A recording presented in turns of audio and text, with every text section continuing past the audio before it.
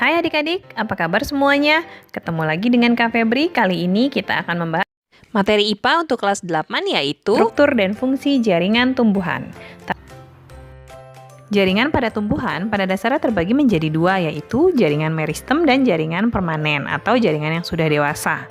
Jaringan meristem sendiri terbagi menjadi meristem primer dan meristem sekunder. Sementara jaringan permanen terbagi menjadi 4, yaitu jaringan epidermis, jaringan parenkim, jaringan penyokong, dan jaringan pengangkut. Yuk kita bahas satu persatu. Yang pertama akan kita bahas adalah jaringan meristem. Apa itu jaringan meristem?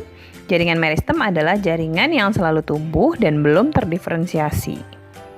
Jadi, suatu tumbuhan dapat tumbuh karena adanya jaringan meristem. Meristem primer adalah jaringan meristem yang terdapat di ujung batang dan ujung akar. Fungsinya adalah untuk melakukan proses pemanjangan.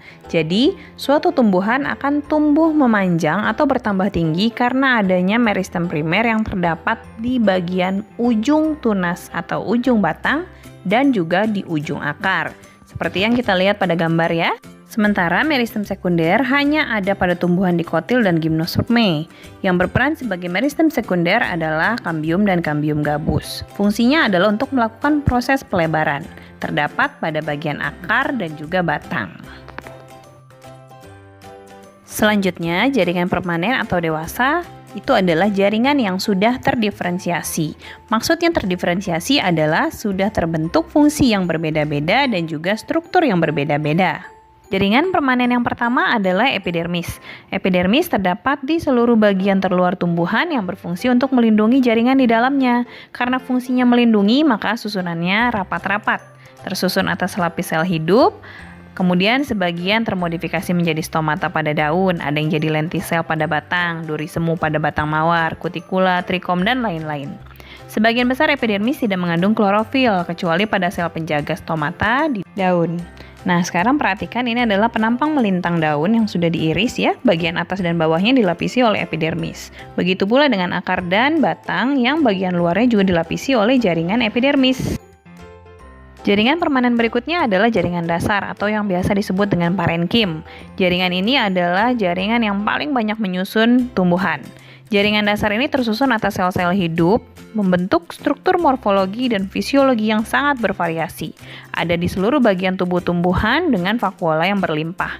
Vakuola tersebut berkaitan dengan fungsi parenkim sebagai penyimpan cadangan makanan, penyimpan udara, penyimpan air, dan lain-lain.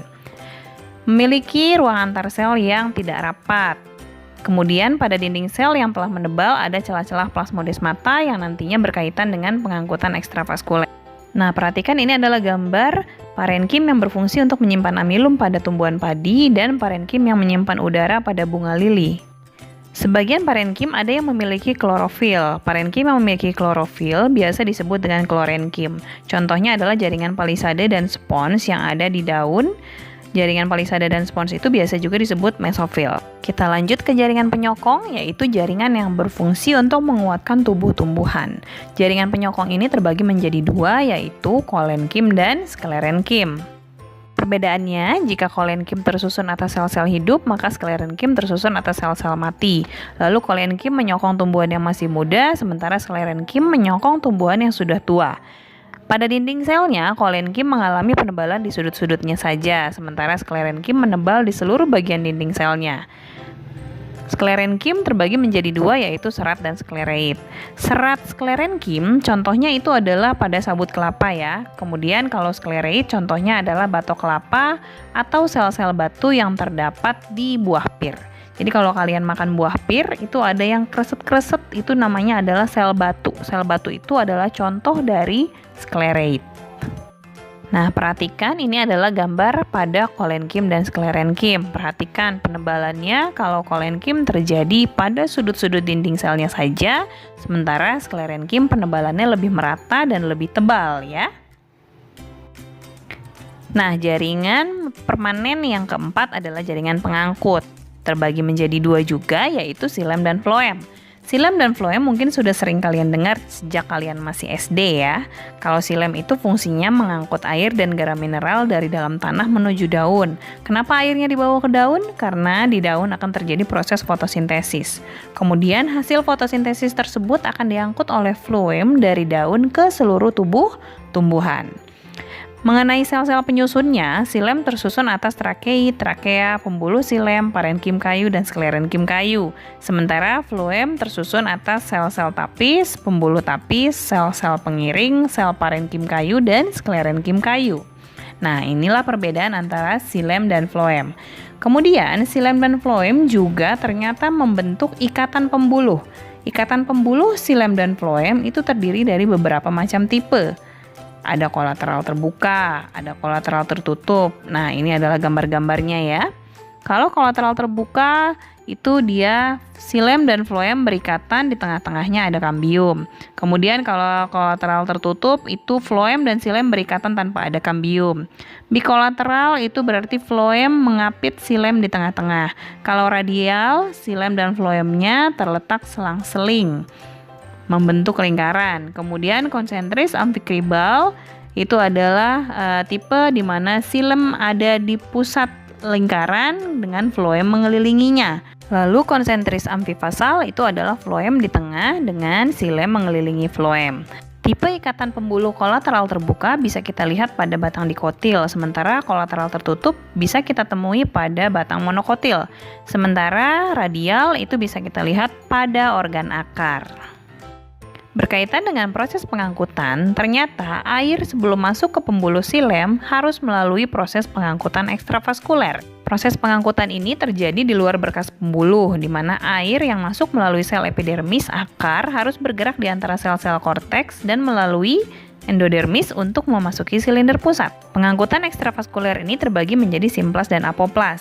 Pengangkutan simplas adalah pengangkutan di mana air mengalir melalui celah atau noktah di antara dinding sel dan membentuk aliran plasmodesmata. Sementara apoplas, air mengalir melalui ruang-ruang antar sel. Nah, bisa kita lihat di gambar ini ya. Perhatikan garis yang berwarna biru itu adalah aliran plasmodesmata melalui pengangkutan tipe simplas. Kemudian garis berwarna merah itu adalah aliran air melalui ruang-ruang antar sel, yaitu pengangkutan apoplas.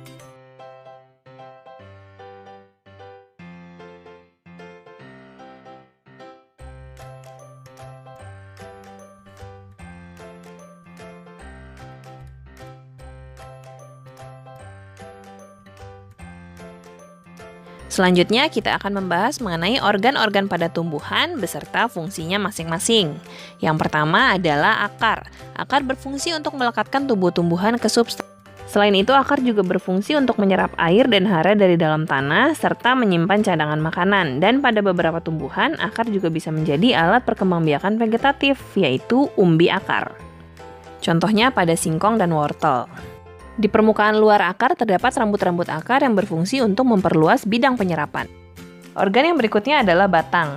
Batang tumbuhan berfungsi untuk menopang atau menegakkan tubuh tumbuhan, kemudian mengangkut air dan hara dari akar ke daun, juga berfungsi untuk menyimpan cadangan makanan, dan pada beberapa tumbuhan berfungsi sebagai alat perkembangbiakan vegetatif, yaitu umbi batang, dan bisa juga dimanfaatkan untuk stek batang.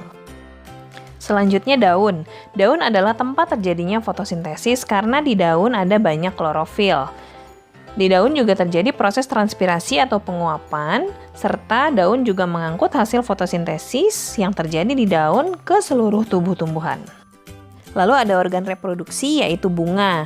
Bunga memiliki alat kelamin jantan yaitu benang sari dan alat kelamin betina yaitu putik, sehingga di bunga terjadi proses reproduksi atau perkembangbiakan. Selain itu, bunga juga memiliki perhiasan yaitu mahkota dan kelopak.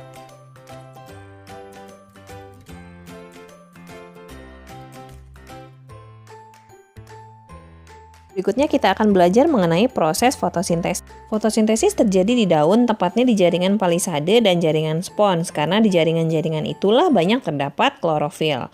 Fotosintesis adalah proses pembentukan glukosa dan oksigen dengan menggunakan cahaya sebagai sumber energi, sehingga fotosintesis harus terjadi di siang hari. Nah, di bawah ini adalah reaksi fotosintesis, membutuhkan CO2 dan air, lalu dibantu dengan cahaya dan klorofil menghasilkan glukosa dan oksigen. Reaksi fotosintesis terbagi menjadi dua tahap, yaitu reaksi terang dan reaksi gelap. Di reaksi terang terjadi proses pemecahan air dan pembentukan energi, sementara di reaksi gelap terjadi pembentukan glukosa. Oke adik-adik, selesai sudah materinya. Semoga bermanfaat dan bisa dipahami. Jangan lupa untuk mengulang-ulang lagi pelajarannya dan tetap semangat!